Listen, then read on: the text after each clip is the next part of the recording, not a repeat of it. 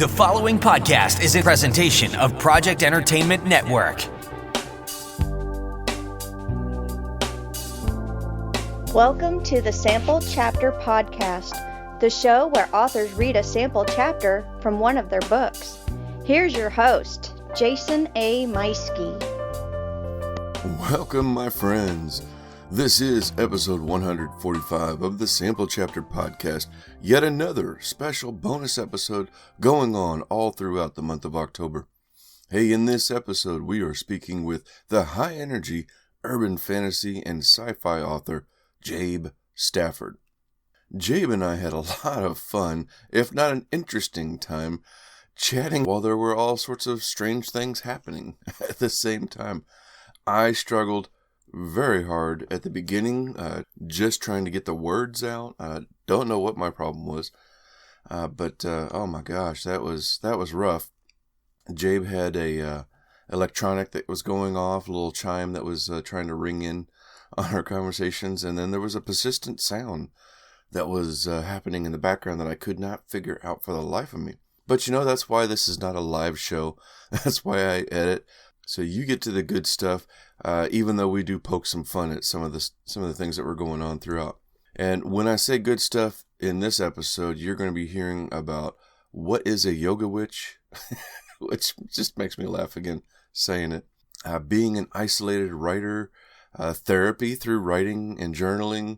We talk about Jabe's great desire to entertain readers, not only with his books, but also with classics. And you're going to hear more about what that means here in just a moment. And of course, we're going to dive into his debut novel, Ales, Agents, and Alchemy from Kyanite Press. And that's coming up here in just a couple moments. So stay tuned, and you don't want to miss out. It was a lot of fun. But yep, I am back in the studio. I had it, no more recording in front of Barnes & Noble at the mall. Hopefully this sounds a lot better than last time when I was recording for Greg Phillips. I think it still turned out all right. I sounded a little odd, but it was it was a worthwhile day. My father pulled through. Thank you so much for those of you who asked. But my father's surgery went really well, and he's recovering nicely. But having to go somewhere else to sit, I made the most of it and did a lot of editing on a few different shows, and did some more writing and editing on my upcoming book. And it's you make the most of it, right? But needless to say, today, as you can hear, I am back in the studio at my home. It is very early in the morning, as you might be able to tell in my voice. And we're back at it. So, hey, if you haven't already, make sure you're following the show on your favorite podcast player, be that Apple Podcasts, Google Podcasts, Spotify, Audible, iHeartRadio, or whatever. And for as much as I appreciate ratings and reviews, and, I wouldn't turn it down if you wanted to give me a rating on those services. What I really like is when you share a favorite episode with friends on social media. You can find the Sample Chapter Podcast on Facebook, Twitter, and Instagram. Just look up Sample Chapter Podcast. And whenever you do share an episode, make sure you tag the show and let me know, so that way I can know that you're doing so. And, I'll make sure and reshare what you have shared, and give a shout out towards that author and you as well. Not to mention, I'll even holler out to you on an upcoming episode, so you can share that episode as well. Hey, if you want to reach out to the show, you can do so via email at samplechapterpodcast@gmail.com. Let me know what you think of the show, or if you are an author and you'd like to come on and be a guest. If you'd like to leave a voicemail, you can do so at 660-851-1146. Leave me a little voicemail on there, again, telling me what you think and what your thoughts are on the show. And of course, as always, if I like it, I will play a sample of that on an upcoming episode as well. I really want to say thank you so much to my sponsor, Scrivener. As always, they are my favorite writing software, the ones that I use every day when it comes to my writing. And my writing's coming along nicely. It's definitely dropped off a little bit in October, which, I don't know, there's just so much I'm dealing with right now. But that's all right, because it's nice to know that whenever I can make the time, Scrivener is there with everything that I need. Hey, check out this advertisement for Scrivener, and make sure you're listening for how you can save 20% on the regular desktop version.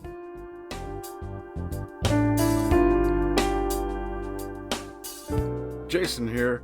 Hey, I wanted to take a moment and tell you about my favorite writing tool, Scrivener. Now, I know you've heard about Scrivener because their writing software has been embraced by hundreds of thousands of other writers like you and I, from the novice to best-selling novelists. The reason we all use it is because of Scrivener's core concept to bring all the writing tools you use together in a single application. And with tools like automatic backup, character maps, project goals, and let's not forget that amazing corkboard, you can see why I use Scrivener every day.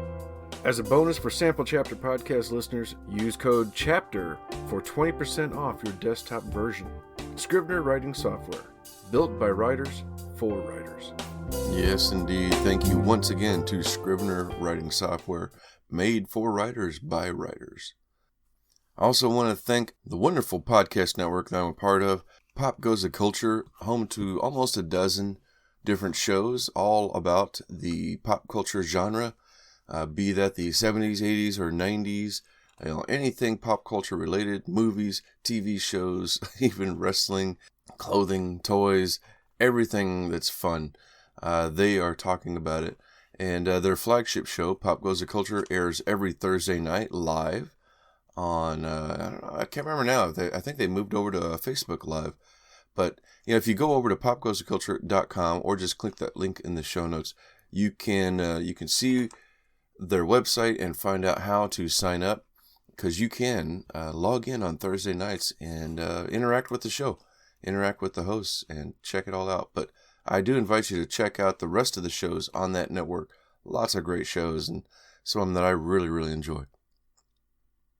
And I also want to thank the other podcast network that I'm a part of, Project Entertainment Network, home to more than 35 shows of just about anything that you could want to listen to. Shows about monsters, writing, about developing an opinion on something or getting somebody's opinion on something. There is horror writers, there is baseball, just the list goes on and on and on. Maybe what I need to do is sit down and write up a list of all the different genres that there are on there. Because, 35 shows, that's a lot. And but we're very happy to be a part of it. Check out this advertisement for one of those great shows. You don't have to find an interdimensional saloon to have a pint of alien beer with me, Chrissy Garrison. Just tune into my Alien Beer podcast each Thursday, and I'll share my speculative fiction stories with you. And every other week, I'll be serving up a new installment in my science fiction serial, The Multiverse Blues. Meanwhile, catch up with me at sillyhatbooks.com/podcast. See you there. Fantastic show. Like I said, don't forget to click that link in the show notes for all of our podcast networks and our sponsor alike. But meanwhile, I think it's time for us to go ahead and hop on over to our incredibly fun interview with Jabe Stafford.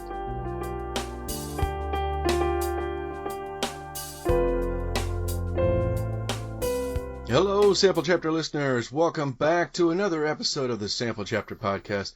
This week we are jumping up, not a very far drive. We're heading up to Ohio, not too far from me here in Missouri, and we're going to be having a wonderful chat with Jabe Stafford, the blissfully hilarious storyteller whose journeys include teaching Taekwondo, learning the craft of writing at the Madison Right by the Lake Retreat, and the UW Writers Institute. Jabe, welcome to the show.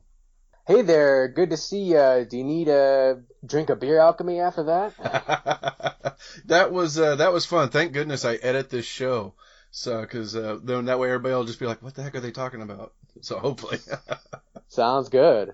That was rough. That was one of my roughest introductions I've had, but hopefully it'll sound good later. Well, when that happens to me, you'll hear me intentionally hacking a lung on the screen. I don't care. Let them see me hacking the lung. It makes it more fun. Oh my goodness. Well, how are you doing? Are you staying healthy and happy in your new home? Oh, the new home's great. So moved to Ohio with my wife about 5 months ago, my wife Megan, and she is also a horror and erotica writer. So we get some writing times done in the night. And Nice. Ohio has some cool atmosphere, the downtown atmosphere, the North Market. There's bars downtown that are just so close to the atmosphere of the book that I just finished writing and that I'm promoting. It's fun. Like, I'm seeing the story everywhere we go here in Columbus. Oh, that's awesome. That's awesome. Well, all right, so let's dive into this here. Whenever you write, do you have a place in mind, or is it just kind of coming out of you naturally? Writing places. Oh, well, what helps with writing places is atmosphere. I can write wherever I want as long as it's not too chaotic. I mean, writing in the middle of an airport is something I've done once. And that was easier when there were most people getting onto the plane and just a few people sitting around minding their own business. If there's too much going on, my brain kicks in and I'm looking around at the people rather than at my writing. I love people more than the writing most of the time, so I have to like get into a position where I can isolate into an office or into a bedroom where it's just me and as few distractions as possible. Oh, that's nice. That's always good when you can find those places and that are your sanctuaries. I've got an iPad that I got last year and a portable keyboard, and so now my weirdest place I've started writing, not every day, but that I have written here recently, was a hospital waiting room, and then in the dining room a little later, I was in there doing a little bit of typing and just letting people go about their business and ignoring all the calls on the intercom. Sneaking the writing in, huh?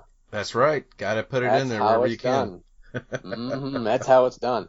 It's tough sneaking that writing in. You think you can get one more chore in or one more responsibility in. You have to tell yourself, no, this half an hour or this 15 minutes is for the beer alchemy. It's for the alcoholic angels. It's for the characters I'm writing now, not for sweeping the floor. I love that. I love that. So, how about the characters? You've got some very interesting characters that I see popping up, looking things over with your mechanical bees and the, like you said, the alcoholic angels. Where does this come from?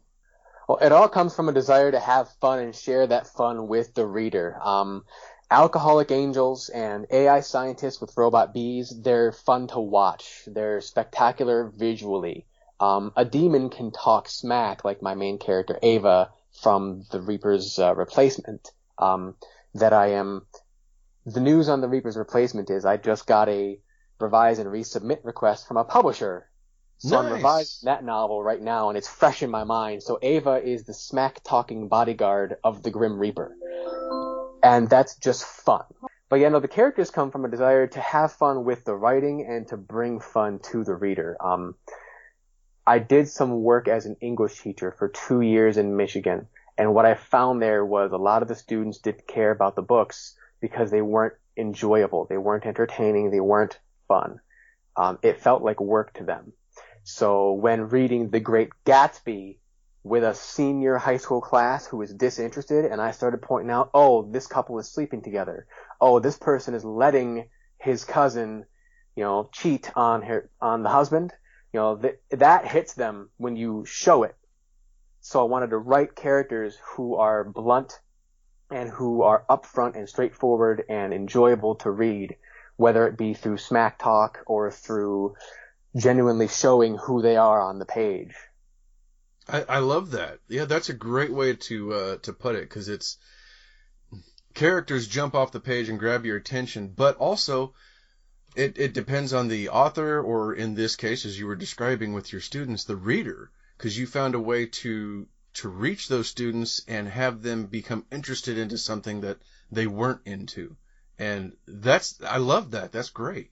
Makes it a heck of a lot of fun, and that's the best part. Books should leave a reader with good memories and good feelings. I mean, what are some of your favorite books that have stuck with you over the past, couple of years? Oh my goodness. Well, honestly, all right. So the way you were describing that story, one of the stories that came forward in my mind was my first reading of the Cthulhu author. Oh, H.P. Lovecraft. My first time reading Lovecraft, and I didn't know who he was when I first picked it up years ago, and I was reading this, and at first I was like really into it. I was like, wow, this is like dark and it's kind of cool. I like the monster, but it was like a collection of his stories. And so like, here's a story that was great. And then like the next story, I felt like Higgins from TV's Magnum PI was reading one of his expeditions to me. And I was so bored. It was like, oh my gosh, what the heck? And I showed it to my wife, and then she starts reading it, and all of a sudden it like came to life. It came to completely different. So I had to like, whenever she handed it back to me, she read like a couple of pages, and I was like, wow, all right, wait a minute, I was totally not seeing it that way. And I don't know if it was my mindset or what, but afterwards I enjoyed the rest of the book and the other stories much better, because I started to, if I thought it was boring me or something that was dull, I tried to look at it in a different range. And so that was something that I really enjoyed. And it's definitely stuck with me. Yeah, seeing it in that different perspective, that light bulb moment of, oh my goodness, that's a great moment. Lovecraft delivers a lot of those, especially with his monsters. Yeah. My most recent one would be Dune. I never read the book as a kid because I was scarred by the movie in the early 80s. I'd only seen bits of the movie, and it freaked me out. And I thought, man, I want nothing to do with this. I don't know what people are talking about, that this is such a classic. And earlier this year, with all the hype of the new movie coming out, I thought, maybe I should try this again, because everybody's so hyped about it. And I tried it again. I listened to the audiobooks that way I could try and get into it a little bit more. And oh my gosh, did I. I loved it. It was fantastic. Yeah, that feeling, every big name book brings you some huge different feeling. Like Dune literally feels galaxy sweeping. The planet Arrakis feels huge. Mm-hmm. And only books can give you that experience. Like even audiobooks, like the ambiance in the background, the spaceship or the sands blowing past. Yeah. And that's what got me to connect to both students and readers. Bringing that, feeling of, hey, the atmosphere of Ales, Agents, and Alchemy, which is about an alchemist serial killer and the family of victims who can't prove he's using liquor alchemy to murder them. It's a little absurd, a little bit, but if you had to deal with that one type of magic, if that was a real thing that had to be dealt with by people, you might get a story like Ales, Agents, and Alchemy, full of wondrous bars and rich alchemists who are CEOs of pub chains and who deal out their moonshine that enhances the senses, but they have legal reasons to keep it under wraps. That atmosphere is just so fascinating, and so I wanted to be able to, do that and deliver it to readers the same way that like a Frank Herbert would deliver the Dune feel to readers. Yeah. And I love that aspect that you're bringing about these incredible characters and situations that grab your attention, grabs the reader's attention, and makes them want to continue to find out what's going on. Such as your debut novel coming up here, like you said, Ales, Agents, and Alchemy, which is a fantastic premise. Tell us some more about this. So Ales, Agents, and Alchemy has 3 characters. 2 of them are alchemists. 1 is an ATF agent. For those of you who don't know the acronym, ATF stands for Bureau of Alcohol, Tobacco, Firearms, and Explosives. So the main character, Ryan, is an anxious college dropout alchemist. And his sister was murdered by the antagonist, Lawrence Grant. Lawrence Grant is the oldest alchemist in the world. He's 140 years old. He's been practicing it so long that it has given him agelessness, and he's using that to continue to get rich, to continue to remove what he calls parasites from the world, people who are wastes of space, people he thinks are, negative to the creatives and the scientists and the politicians. So he thinks that's his goal, to get people like Ryan out because he's too anxious, he can't handle alchemy under pressure. And so it's a mind game. Ryan has to rise up to the occasion with his sister-in-law, the ATF agent Kelly, to show, hey, I'm a beer alchemist. I'm new to this, but I'm just as valid as your 140-year-old serial killer butt. It's a big sweeping quest. It's great. It's so much fun. part of what inspired the story was wanting to make a simple kind of magic that would have a couple of small effects that would have big life consequences. There's so many stories out there that have 10 magic systems, or the magic is so complex you can't follow it. With Ales, Agents, and Alchemy, you can follow it right away. Each drink gives you one superpower, and you have to use that to your advantage, or, watch out for other people's, using their alchemy against you. For example, the warden controls people with his bourbon. He brings them back to his businesses. They get addicted to being under his control, and it's so subtle they can't see it. So Rhine has to team up with another alchemist, the medium, who conjures ghosts with her wine, and he gathers information from his dead sister and from other ghosts that are the victims of the warden of Lawrence Grant. And so he's kind of the amateur detective having to continue to produce his alchemy and fend off the mind game of this CEO serial killer. It's kind of American Psycho meets Harry Dresden. That's fascinating. I love it. It's such a great premise. It's this is going to be exciting. I can't wait for this to come out. What is the release date for this, so everybody knows? The release date is October 22nd, 2020, so that's about a month away, a little longer. And the book comes with character art and chapter art, and that's part of the book's atmosphere. Everything adds to the atmosphere, and that's all what Lawrence Grant is about. He's all about atmosphere. The more he can get people coming back to his bars and under his control, the more alchemy he'll sell, the more he can pick people off without anybody noticing. Yeah, and speaking of the art within it, that's just some amazing looking art. I was looking on your website and seeing some of this. It's got a very the most recent thing I could see to compare this to would be Walking Dead. It's got some really cool art inside it. Yeah, it's got that comic style noir art, and shout out to Doodlebags on Twitter, Pat Maxton, for designing that artwork for me. He's a rock star to work with, and he really captured the warden's intimidating menace with his revolver and his suit and his bourbon. All the characters are in the book with art, the major characters. It's just so much fun. It was a blast to write, and I can't wait to geek out with everyone about it. So what was your background in writing before this novel? I mean, it's, this is your debut novel, so it's the dream that so many of us are looking for, but what were you doing prior to this? Well, I started writing at age 26. Before that, didn't even know I wanted to be a writer. I was more into reading and video games that were like RPG storytelling video games, like Mass Effect, Skyrim, those kind of games.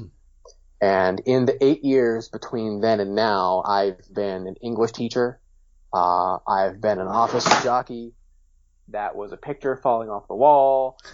I've been an office jockey. Right now, I'm looking for work in writing and to edit, as a new editor. So I got to set that up. It's been a heck of a journey, and what got me into writing was realizing that there are experiences that only writers can bring to the world. All of your favorite stories that you sit down after work and you sit down after a long day and say, okay, I've had my food, I've had my water, I'm in my house. What do I need? I need to connect. I need people. I need stories. So you put on your favorite movie, or you open up a favorite book or a new book that looks really cool with the cover, and you start reading. And those experiences are something that I couldn't provide sitting behind a desk doing mailroom junk. They can't provide that experience when you have to grade papers all day. You can sort of provide it, with the books on the reading list, but it's a much different experience providing it from your own hands, from your own writing. Mm-hmm. And since this novel has themes of alcohol addiction and themes of grief and themes of anxiety and LGBTQ themes, those were all, things that I was very passionate about that I couldn't, really bring to students or to readers until now that the novel is releasing. Yeah, and I think that's well said. That's something that I have discovered about myself. Like, I was never a big journal kind of person. Um, I grew up where everybody had their own little diary and the little key that unlocks it and whatever. But I never could get into it myself because I wasn't really sure how I felt about some things. But I've discovered through writing my stories that I am kind of self-diagnosing some of my own feelings about things and understanding my thoughts about this and that, and then interweaving that with some of my character interactions. Do you find some of the same things there? Oh yeah, like it's you put a little piece of your heart into each character, and after you do that, you put it in there and you read it again and you think, wow, I really felt this passionate about it.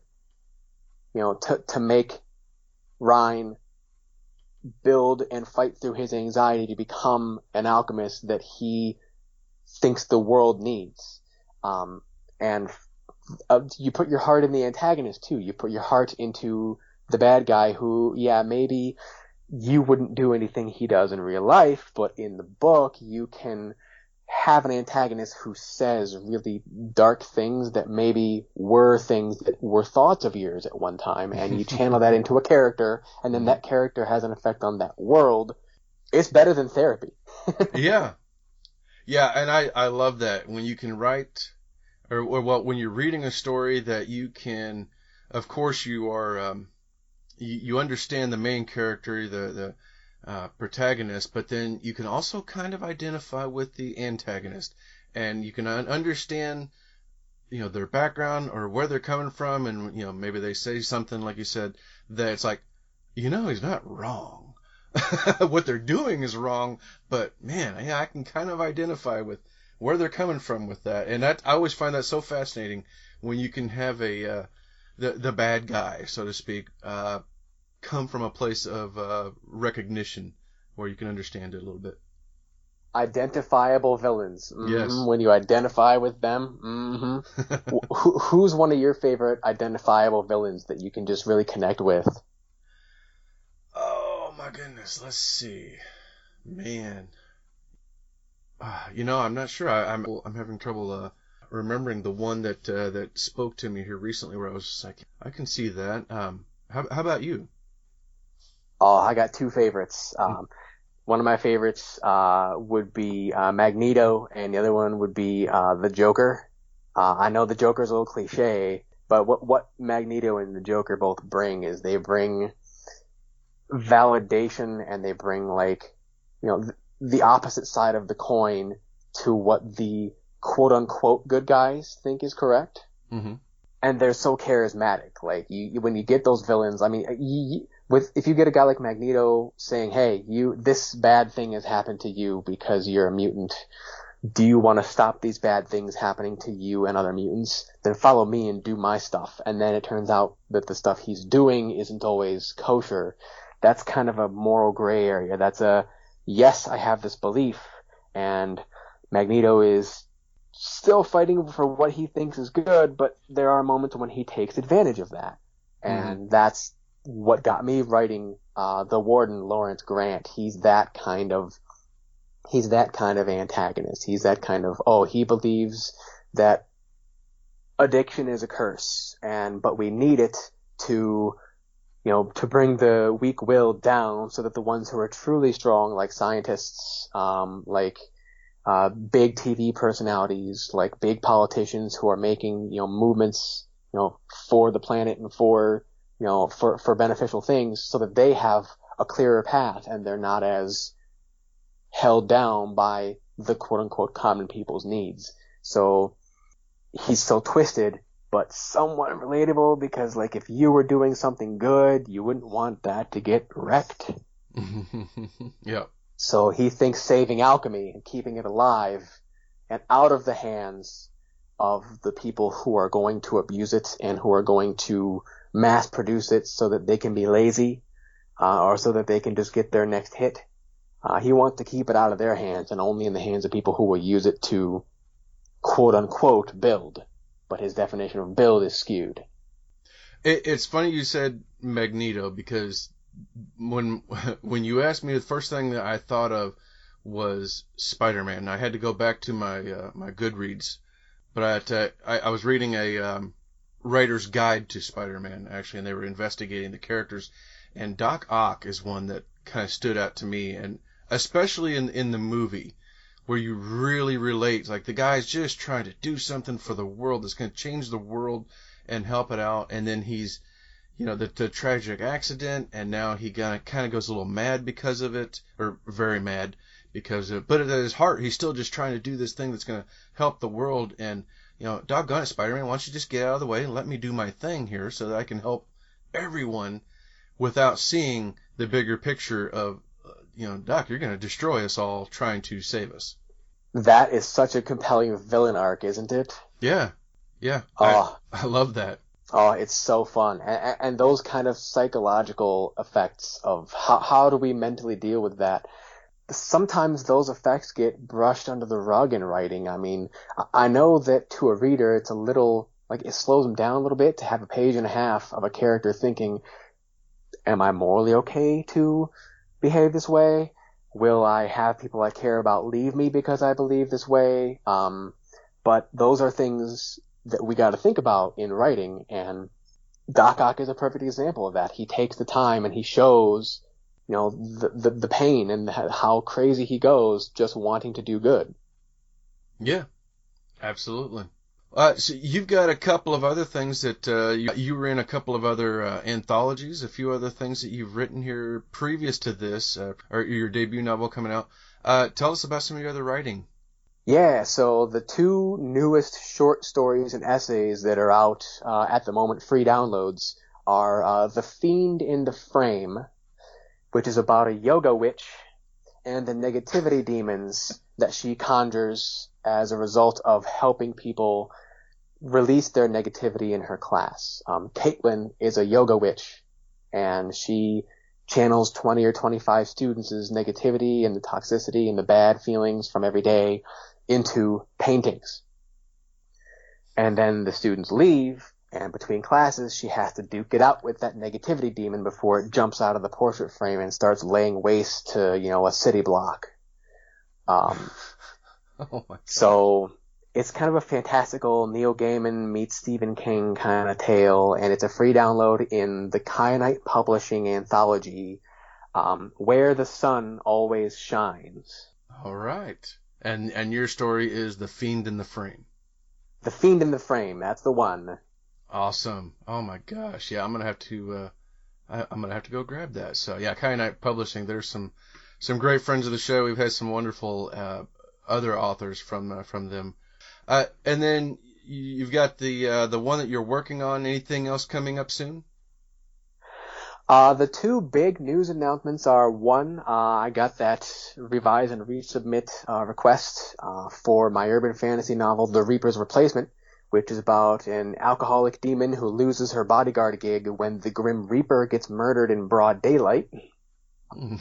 And then I have a Robot Bee novel called Commanding the Swarm, and that novel is about an AI scientist and his robot bees, which become the ransom price when an ex-Marine kidnaps his son. And that one's more of like a green energy kind of Black Mirror meets, a green energy Tony Stark type of guy. So that one is in a contest, the Green Stories Writing Contest, and we will have news whether or not, because I'm a finalist in that contest. It is one of 7 novels that have made it into the finalist slots. So we'll get news on that in the next month. Outstanding. Well, where can people find and follow you and get more news about you? Well, there's a few places. My webpage is www.jabestafford.com, and that has links to everything: social media, all the free downloads I just mentioned, all the novels and the artwork to go with them. On Twitter and Instagram, my handle is Oculus Writer. And I geek out about positivity and dog pictures and cool sunsets and then beer and stuff also on those feeds. Outstanding. Yeah. And everybody, you want to make sure that whenever you go to his website, which we'll have a link for all this in the show notes as always, but when you go to his website, make sure you're signing up for his monthly newsletter, The Tasty Tales and Book Brews. Yeah, I just sent out a new version of that today. Tasty Tales and Book Brews. You now have all the news from that newsletter, and if you want to see how those books end up in that contest, go ahead and sign up, and I'll put that announcement in the next newsletter. Fantastic. All right.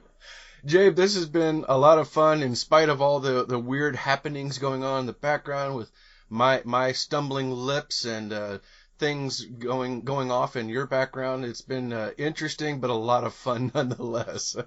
Yeah, no, I had a blast with you. We connected a heck of a lot, and you can see that I'm high energy and it all snowballs, and the energy for the writing is never going to die. I'm going to be 85 and still have this energy for writing. I love it. I love it. Yes, that's a great way to be, man.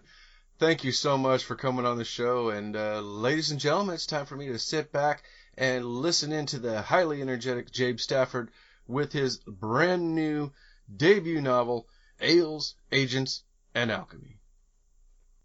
All right. Chapter 1. The Magician.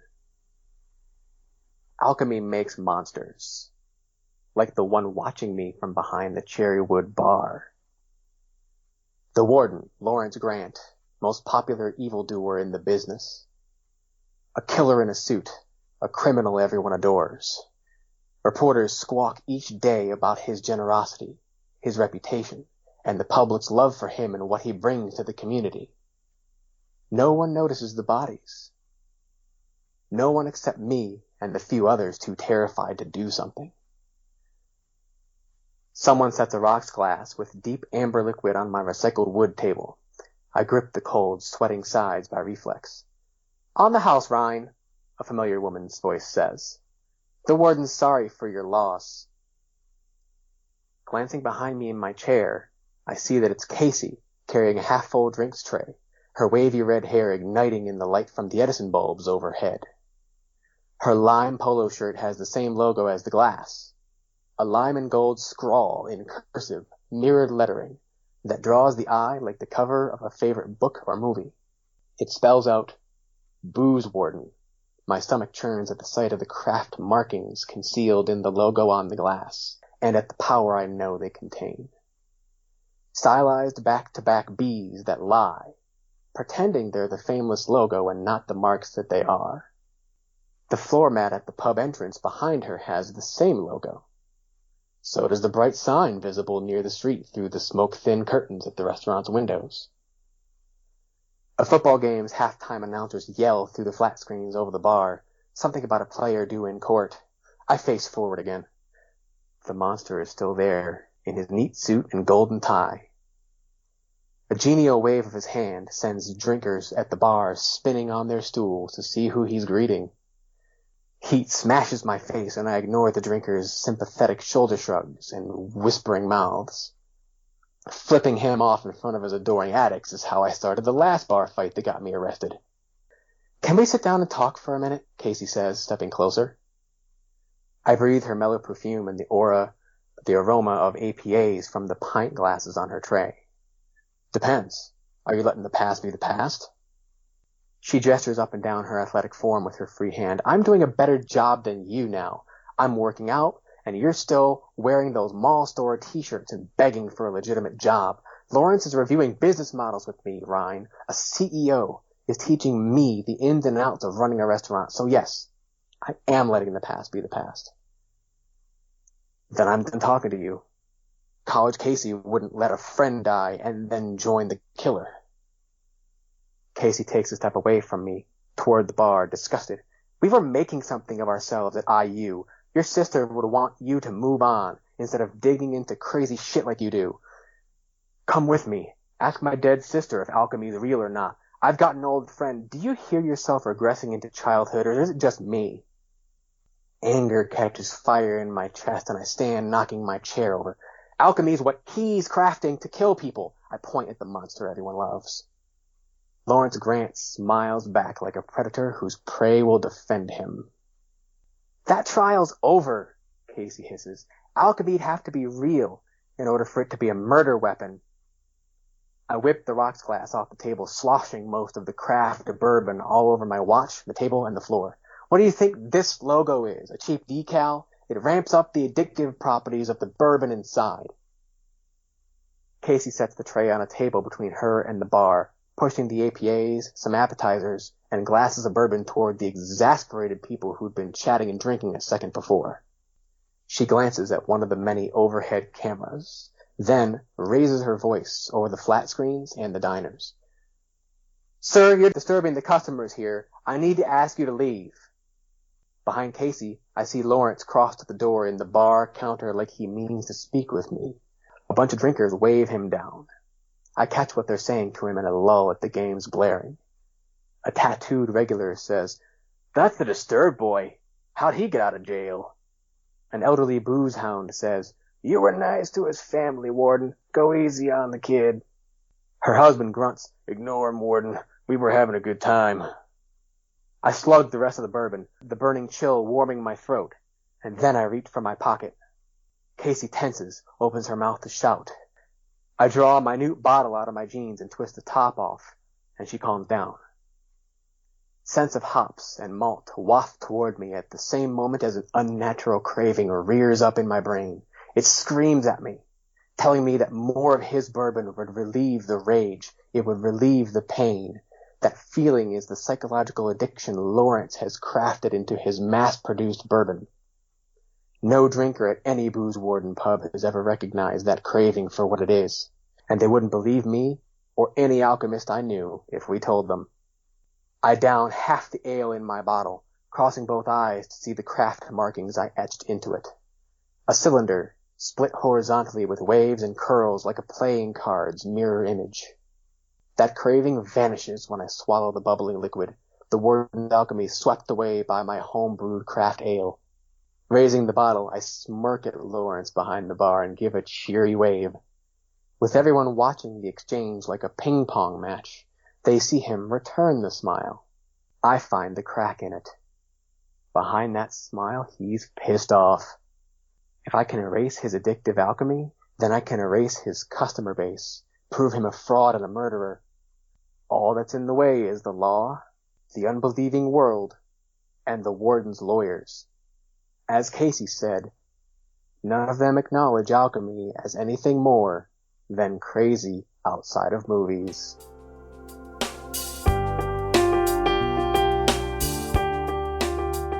That was Jabe Stafford reading a sample chapter from his debut novel, Ales, Agents, and Alchemy. The book comes out October 22nd, but you can pre-order it right now by clicking the link in the show notes for that. And to learn more about Jabe, don't forget to check out his monthly newsletter, The Tasty Tales and Book Brews. And don't forget to also click those links in the show notes for our podcast friends and sponsor alike, and hit that subscribe button because you don't want to miss out next week when we're back with the one and only Lou Diamond Phillips and his debut novel, Tinderbox, Soldier of Indira. It's coming up next week, so we'll see you then, folks.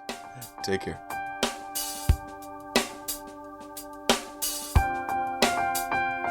This has been a presentation of the Project Entertainment Network.